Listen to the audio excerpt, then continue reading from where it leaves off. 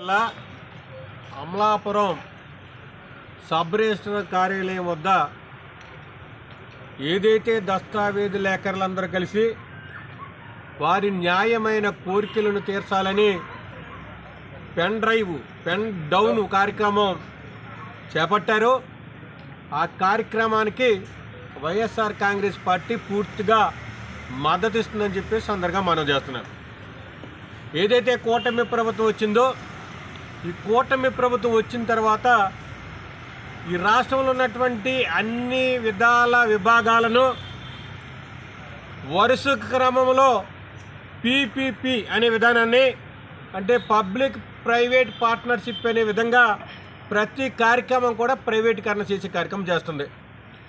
Medical కాలేజీని ప్రైవేటీకరణ చేశారు. తరువాత కోర్టులను ప్రైవేటీకరణ చేస్తున్నారు. ఆర్టీసీ కార్మికుల్ని ప్రైవేటీకరణ చేస్తామంటున్నారు. అదే సందర్భంలో ఈరోజు రిజిస్ట్రేషన్ ఆఫీసులో పనిచేస్తున్నటువంటి ఏనాటి నుంచో ఇదే జీవనోపాధిగా ఎన్నుకుని పెన్నని ఉద్యోగంగా భావిస్తూ ఏదైతే దస్తావేజు లేఖలు రాస్తున్నారో వాళ్ళని పొట్ట కొట్టే విధంగా ఈ రాష్ట్ర ప్రభుత్వం వ్యవహరిస్తుంది. ఏదైతే 396 జీవో ఉందో అది తక్షణమే రద్దు చేయాలి.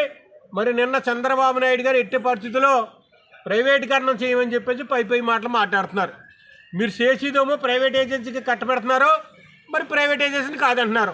మరి ఈ రాష్ట్రంలో ఉన్నటువంటి లేఖరులందరూ కూడా 20-30 సంవత్సరాల నుంచి వాళ్ళ తరతరాల నుంచి కూడా ఇదే వృత్తిని నమ్ముకుని జీవనోపాధం చేస్తున్నారు. కాబట్టి ఎట్టి పరిస్థితుల్లో 396 జీవోను రద్దు చేయాలి.